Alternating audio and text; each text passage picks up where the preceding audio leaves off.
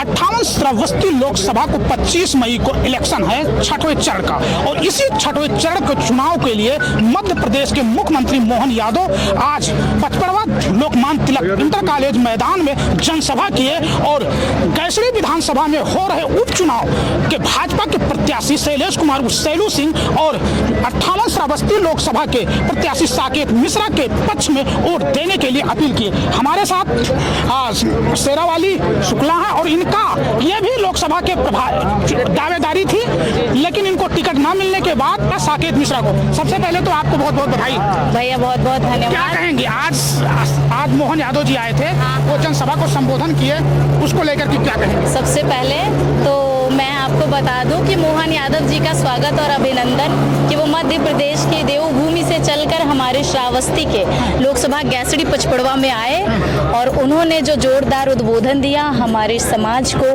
हमें लगता है कि इस बार जो 2024 है, अखंड भारत और सशक्त भारत, जो हमारे मोदी जी का 2047 तक का सपना है, इस बार 2024 में बहुत करीब नजर आ रहा है। 2047 का क्या सपना है? सपना है कि अखंड भारत हो, हम सब एक हो, किसी भी जाति और किसी भी धर्म में बिना भेदभाव के हम सब एकता का प्रतीक बने और किसी में किसी प्रकार का भेदभाव ना हो। सबको विकास से लेकर विरासत तक तय करने वाले हमारे आदरणीय प्रधानमंत्री जी का जो सपना है, वो हमारी जो जनता है गैसड़ी की, बलरामपुर की, भिनगा की, श्रावस्ती की, बलरामपुर की और तुलसीपुर की, ये पांचों विधानसभा इस बार 2024 में दिखा देगी कि हम मातृशक्ति और हमारे युवा भाई, जो नौजवान युवा भाई जो शेरावाली शुक्ला का नारा लगाते हैं, सबसे पहले तो उनको धन्यवाद। सब सपना उनका शेरावाली नाम आपका है जी, और शेरावाली माता का भी नाम है जी। आप हमें ये बताइए कि यही बलरामपुर लोकसभा था जनसंघ के समय में, यहाँ की जनता 2 बार स्वर्गीय पंडित अटल बिहारी वाजपेयी को चुनाव भेजकर जिता करके पार्लियामेंट भेजा। वो देश के प्रधानमंत्री बने। नानाजी देशमुख को यहाँ की जनता चुनाव जिता करके भेजी, पार्लियामेंट गए, भारत रत्न मिला। लेकिन इस बलरामपुर जिले को बदले में भूखमरी, कुपोषण, अति पिछड़े जिले का तमगा देके गए, जो आज तक भी नहीं उबर पाया। क्या कहेंगे, आप भी यहाँ से टिकट मांग रही थी?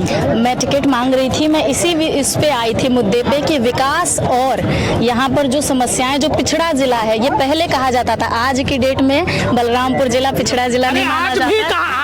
आप गलत, ये भारत सरकार में वाले 2024 में जो हमारे आदरणीय साकेत मिश्रा भैया आ रहे हैं, वो शिक्षा पर, विकास पे, और चाहे शिक्षा हो या विकास हो, चाहे सड़क हो, किसी चीज में, हर चीज में वो नंबर 1 पर आएगा। और हम लोग प्रयत्न कर रहे हैं। भारत सरकार का ही सूची जारी है, श्रावस्ती, बलरामपुर, बहराइच, ये सब पिछड़ा जिला, इसीलिए तो हम लोग काम कर रहे हैं ना, दिन रात एक कर रहे हैं कि स्वर्गीय पंडित अटल बिहारी वाजपेयी को यहाँ बलरामपुर की जनता 2 बार चुनाव जिता करके भेजा, प्रधानमंत्री बने, भारत रत्न मिला, नानाजी देशमुख। लेकिन क्या बलरामपुर की जनता, श्रावस्ती जनता का दुर्भाग्य हुआ कि उनको चुनाव जिता करके पार्लियामेंट गए, भारत रत्न मिला, प्रधानमंत्री बदले में भुखमरी, कुपोषण, पिछड़े जिले का? नहीं भैया, ये कोई विषय नहीं है। मैं आपको बता दूं कि आने वाले 2024 में 25 मई को कमल का बटन दबाइए और विकास की लहर को लेकर के आइए। बहुत बहुत धन्यवाद भैया।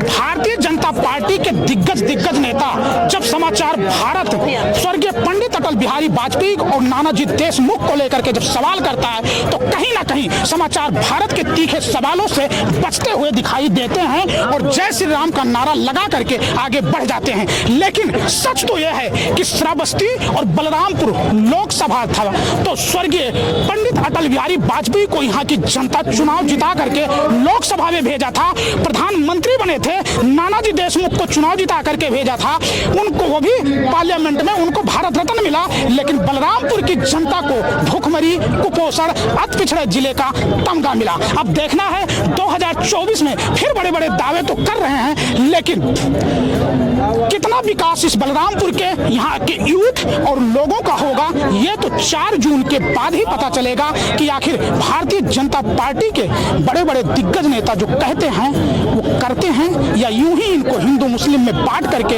इनके हक अधिकार को छीनने का काम करते हैं। मिथिलेश कुमार, समाचार भारत, पचपड़वा, बलरामपुर।